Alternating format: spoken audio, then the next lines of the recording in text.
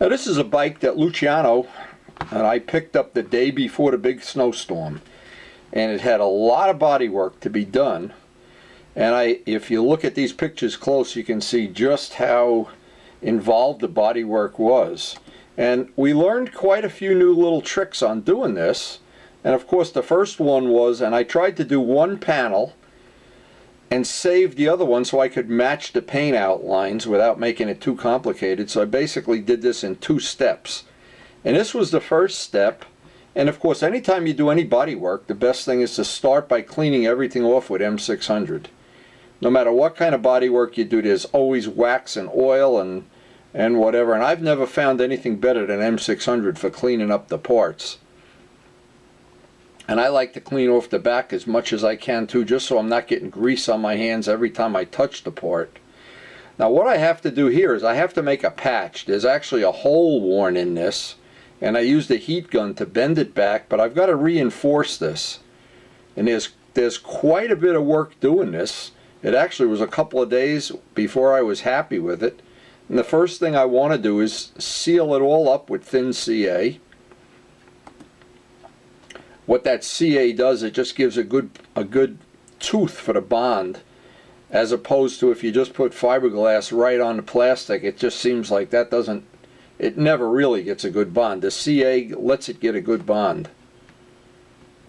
And again, this is not a new trick. This is something we've shown many times on our little repair videos. You rub it with a paper towel and you can pretty much see what happens. That acts the same way Kicker does. It lets the little dust from the sanding, and of course you want to sand it first. You want to get out some nice 4-ounce cloth. In this case I got some 4-ounce cloth. I cut a couple little half moons. Let them work their way well out onto the repair. You go back and forth several times here until that part. Now you can see from this side, this still has got a terrible crack in it, but now we've got the back all fiberglassed in, so we've got like a little foundation to work with. And this panel is probably several $100s if you had, maybe even more, I don't know. But so it was worth putting the extra effort into it. And I used up some of the Dremel tools. It's amazing. I've got 1,000 Dremel tools here. The Dremel tools are used to cut the edge of this, and there's other ways to do it, of course. You can do it with anything, even a sanding block, just to get rid of some of that material. Now, the people that don't do the body work like this, you can't imagine how dusty and dirty everything gets, so I'm constantly vacuuming up just to keep this clean. You can see some of the gouges. Now, this fella dropped the bike. In fact, both sides, I must have dropped it more than once. There really was a lot of damage on it, but all of these things are going to have to get sanded and filled and bondoed, and there's just no end to the amount of work this was. This really was a labor-intensive job. Now, as a final thing, what I did is the parts, I wanted to open this hole up because Luciano had told me this was hitting the motor, and I don't know if that's because he bent the brackets or what, but so I took 1/8 of an inch off the edge of the where the motor would stick out with a jigsaw. And again, starting with all this, it looks like it's real dirty, dusty. It is. Now, having a nice power sander, rotary sander. This is an orbital sander. The orbital sander seems to work pretty good. I don't want to take any more material off than I have to. I don't want to make the part any thinner, but there's still a lot of work to do on this. This turned out to be just a tremendous amount of work. Now, I always try to do it without using more Bondo than you have to. I don't want to have an inch of Bondo on anything. I want it to be in very thin layers and as thin as possible, and the way to do that is just skim. Now, this is the first skim coat of it on. Sand that down, go back over it if there's any low spots. And this, again, this just starts taking time, and there's dust everywhere, and there's sanding. And because what made this part way more work than the other side, you can see down here where this paint black area is, this is a sticker. and I didn't want to have to take this off if I didn't have to, so I tried to salvage it, at least the outline of it, but I did have to paint it black again. And again, the trick was we wanted to save the decals if possible. So I did this the old school way. Wet sand everything down with 600. Get it as dull as you can. Sand down the other decal areas. Once it's dry, use an M600, wipe everything down. Backmask everything with, we have all different thicknesses of tape. Now I did one panel, and I was just a little hesitant to try and I'll do it on a second panel. I just did this the old school way with the masking tape, outlined everything, filled it in with blue tape. And when I saw how much time it took to do the word Suzuki, it just got crazy. To do these letters one by one by one, and again, razor cut every edge, every corner. It looks like this didn't take a lot of time. This really did take a lot of time. But when I did the second panel, I used a little bit different system, and I'll explain that. Maybe that'll be of some value to the people that are looking at this. Now, I know the model airplane guys do this all the time, but when you're doing this kind of work on a motorcycle and you want to save the decals, and these decals are so damn expensive. Luciano said they were 65 bucks a set, so I understand why he didn't want to waste the money on it. But anyway, as this goes by, there's just more bodywork and more Bondo and more. I worked on this for about 2 weeks and tried to do most of it outdoors. The temperature was in the teens, so it wasn't real pleasant being outside. But a lot of this work, there's just no other way to do it. And that's why I typically have a project for this kind of a project. If you tried to do this in the summer and you were itching to ride the bike, it'd make you crazy. You've just got to, excuse us, look at the snow still out there. You've got to accept the fact that this is just going to go on and on and on for week after week. But in the end, it'll be fine. Now, in this case, I wanted to prime those areas, and I had some primer that has the filler in it. And so the next step was to get some of these parts primed. Now I kept the other side I didn't do till this side was done, because I wanted to make sure I had all these angles and the edges for the black, and there's just a ton of backmasking on that. And again, this just went on into the millennium here of ours. This really was probably the most intense paint job that we've done in a while. But the primer filler was good on the edge, and ultimately what had to happen on this part is I had to prime the whole thing. I tried to salvage the primer's drying, and you always try to sneak out the back door and avoid some of this work, but it never happens. There just isn't a realistic way of doing it. So in this case, we're back to the rest of the parts while that was drying, and again, this part of the seat got ground away, so I had to recontour this. And of course, because the seat was 3 different colors or 4 different colors, we had to repaint each one of the colors, backmask the whole seat while we're painting one color, grind on this. And I always call this is the labor of love. And once you get that part done, and then you start backmasking it and start priming it and start sanding it and backmasking the purple and then backmasking that just goes on forever. And again, same thing I did with the decals here. I wanted to save the decal. These are probably another 60 bucks for these decals. It's amazing, or stickers, whatever you want to call them. And I'm so glad we can make our own decals now. We never have to depend on somebody else doing it. Thanks to John Poth here. And again, right in the middle of this part here, there was a bullet hole or something, so we had to fix that. I wanted to save all the bushings and little rubber bushings. This part of the seat had to get ground down. This part had to be done. All the backmasking had to be done. But again, once you resign yourself to the fact that time is not of the essence. Now, if you're doing this and you're trying to get it done in 2 weeks or something, good luck, because the amount of masking tape you use up, the amount of dry time where you do something and then everything has to dry, the amount of aluminum foil you use, and you just go through material like it's water on a job like this. And you turn around and you're out of tape, you turn around, you're out of tin foil, and it just goes crazy. But the nice thing is, and at some point in time you have to evaluate this, that these are parts that sometimes you can't even buy at any price, and sometimes they're parts that are very, very expensive. And I like to think when I'm done with the clear coats on these, they're better than a factory job. And so in this case, here's the silver being sprayed.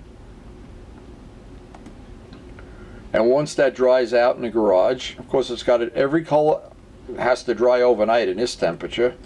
In the summer you can sometimes do 2 coats a day, but not in the winter, not if you live in our part of the country. And so getting back to the fairing, while one is drying, I'm doing the red lead work on the other one, and back and forth, and back and forth, and back and forth, and it just never ends. And so once you block sand all this out, I wanted to get this as good as I could because the color purple is going to reflect any imperfection in this. And halfway through this job, it got so challenging, it just became, I couldn't take no for an answer. I didn't want to accept the fact that this was going to be anything but as good as I could make it. And toward the end, this really, you can see I'm on probably the 3rd coat of everything here, including the primer. And it just got to be a challenge that I really had to step up for. Now, this is a part that didn't need a lot of work, but I wanted to use it for a paint test, because Luciano had bought what was supposed to be the matching color, and it wasn't really even close. So what that meant is we had to paint the whole bike. Here's a part of the seat that was damaged, and I had to correct this before I went on.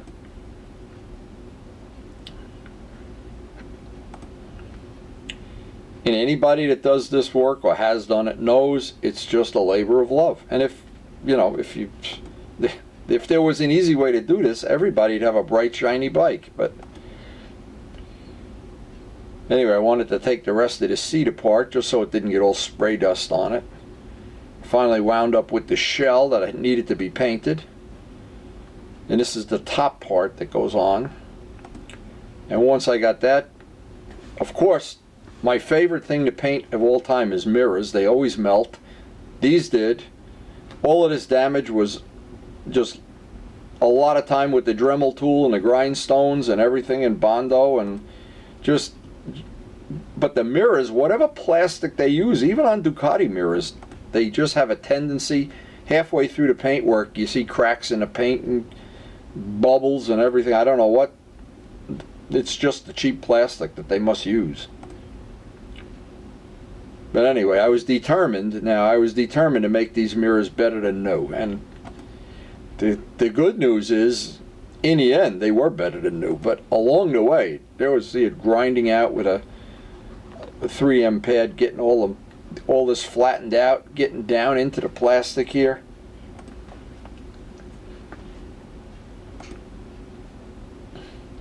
And all I can say is, every mirror I've ever painted, I have never had one that I was just went in 3 coats of paint. Every one. This one needed to be primed, sanded, bondoed, red leaded, painted, and even after that we got 2 or 3 coats into the clear and it melted again. And so you could see underneath now the seat. This is the back part of the seat. I wanted to see how close this match was going to be because I did the seat before the fairing. And actually, the silver was a good match. The purple sucked. It was terrible. So knowing that the silver is a halfway decent match, I could get right into this. And this actually did turn out okay. And you can see this was brutal working outside. This was really, temperatures were in the teens. The wind was howling. The snow was on the ground. And this was the paint test to see how close the purple was. And it wasn't close at all. It was terrible. So now you bounce back, 2 or 3 days later, you bounce back to trying to get the mirrors, the paint to lay down. You get to this point, you think you got it made. The next day you go out to the garage and the paint's got little cracks in it. But the trick with everything in life is just never quit. And if you never quit, you never lose. It's like a football game. If a football game never ended, you'd never lose the game. And I was determined. Luciano doesn't even notice. I was determined at this point that this bike was going to like rise from the ashes, because this really was in rough shape. And anybody that can bring a bike back from the way this one was crashed, I thought he'd be impressed. At least he'd give me some credit, which he's yet to do, by the way. But anyway, we got these parts, and he picked up some of these parts ahead of time, and we had to backmask and paint this over and over again. And no matter what you do, there's no easy answer for any of this. It's just, to anybody that's never done it, you'd be amazed how many hours you can soak into something like this. When it's a 4-color paint job, and every color has to be rebackmasked, and every color has to have little flaws picked up in it, and Bondo and Bodywork, and I always shoot pictures just because a lot of people don't have any idea of how many hours go into a job like this, or how much time, how much effort, how many days, in this case, how many weeks. But you know what happens is toward the end, it starts coming together, and you start seeing the final coat of the color, and then you can't wait to go back mask the next color, and you see the seat. Now you'd never know it was damaged. You could sell that for a new seat. Doesn't even have the clear on yet, and it's starting to really look good. So now even the mirrors, there was a point in time when I really thought, wow, I'm going to impress Luciano, and he's going to see these mirrors, and he knows I did it for the Ducati mirrors, and he'll be impressed. And I resanded them back out, took all the paint, thinking I'd get rid of whatever contamination was in there. Got them sprayed. They look beautiful. You put them out in the garage, you hope the next day they don't melt. But anyway, we know that in the end, I'm sure it's just the quality of the plastic, because I used to paint Honda 750 side covers, and half of them would melt and half wouldn't. And I say melt. The melting is an issue of the thinners, and I've even tried painting the black with very little thinner. Makes it better, but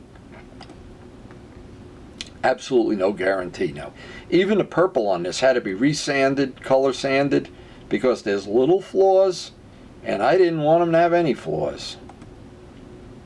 I feel like that guy on Restoration America here sometimes. But I guess what I really wanted to make a point in this video is, for anybody that's doing this, is once you've painted model airplanes for 30 or 40, in my case 50 years, and you've got that many paint jobs behind you, you pretty much learn every trick in the book. And there's really, and I like to say this, there's almost nothing I can't paint. I can paint a rock. But maybe it's not true. Luciano is putting me to the test here. So anyway, sooner or later we come up where we want to put a coat of clear on to test the color. Yes, it got a little darker, but it's not as blue as the original purple. The people that matched this didn't do a real slam dunk job. But it's a beautiful color, and all it means is we're going to have to backmask and paint the gas tank sooner or later, and the rest of this bike, there's really going to be almost no part. Even after it's registered and on the road, there's going to be some touch-up parts he's got me doing. Anyway, the mirrors started to look better and better as time went by. And I think at some point in time, there we go, at some point in time, Luciano even had to admit that was a pretty good job. And of course, that's what you live for in this kind of a little operation, is just to see the parts come back to life, whether it's a Ducati or an Agusta helmet or a Suzuki or a Yamaha or a Sophia or whatever, is, and probably Sophia was the most challenging because the paint was so bad and the fairing was so beat up, but this one is right up there. And Luciano, when you go to ride this bike, man, I hope everybody likes the paint job, because he just repainting the black here you had all the backmasking and all of the work and all the decals and all of this. But again, once you get to this point, and I'm guessing this job took out more than a month from start to finish. Glad I shot all the pictures, because otherwise, the people that don't realize how long this takes and how many hours go into it, And I think, but I'm not sure, Luciano's got over $200 worth of paint invested in this, just the paint alone. And if he had to do the decals, it'd be another couple hundred. But we were able to save the decals. And we were able to save the fairing thanks to a lot of body work. Now you can see some of the little contamination that's coming up here and the little issues. Well, I wasn't going to take no for an answer. And again, when your ego's at stake and you just keep hammering away at it, and sooner or later you get it. If you just keep block sanding everything down, even the color coats get sanded, block sanded down. Anybody that's ever built a model plane knows you just keep block sanding. And look how these mirrors came out. Luciano, if you don't hug and kiss those mirrors, then shame on you. That seat, when you put your butt in that seat, you better know how many hours are in that seat. Actually, this stuff did come out cool. This had to get reprimed and repurpled, remasked. Everybody's making fun of my glasses, by the way. I love those glasses. And as long as you're willing to just keep sanding and just keep painting and go outside and freeze your buns off, and the minute you know you're committed to, you're going to do it. And you can see how the color didn't exactly match here. I don't know what they were thinking when they matched this paint, but now because I had the other fairing, I still had body work to do on the other fairing, of course, but I used it to backmask all the lines. Used it for a pattern, used it to measure, did the backmasking, had to paint the black. Once you get all this backmasking, get into another roll of tin foil. Karen gets annoyed I steal all her tin foil. All the while we're hoping it would warm up a little and the snow would melt. That didn't happen. Every time I look back at these pictures, I'm going to think of that snow. We did this job during the worst snowstorm that I've ever lived through up here. But eventually, just like everything in life, if you restore a house, restore a steam locomotive, build a model railroad, no matter what you like to do, at some point in time, there's that moment of truth. You pull off the last backmasking, make sure everything's the way you want it, pull off, and here's where we learned something that is worth passing on. Pulled off all this masking tape, and the edges were not as good as I wanted them to be. So I thought when I do the second one, I was going to try something that I had never done before. I clean these up with M600 and a Q-tip, clean the edges up.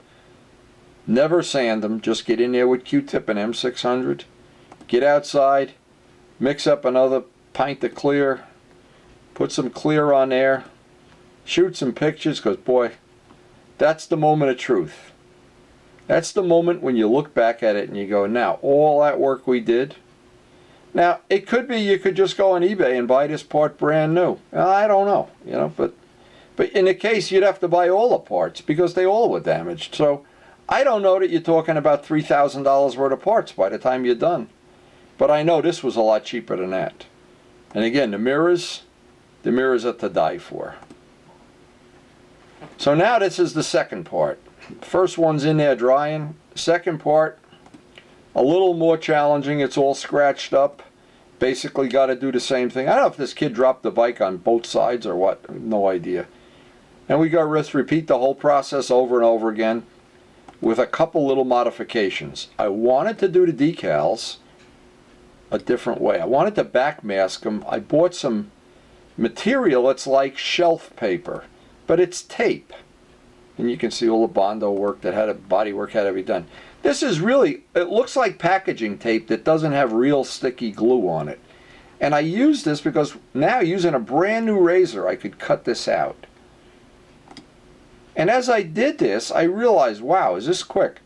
And way more accurate than using a masking tape. You get a nice, because it's thinner. So you get the accuracy from the fact this is thin.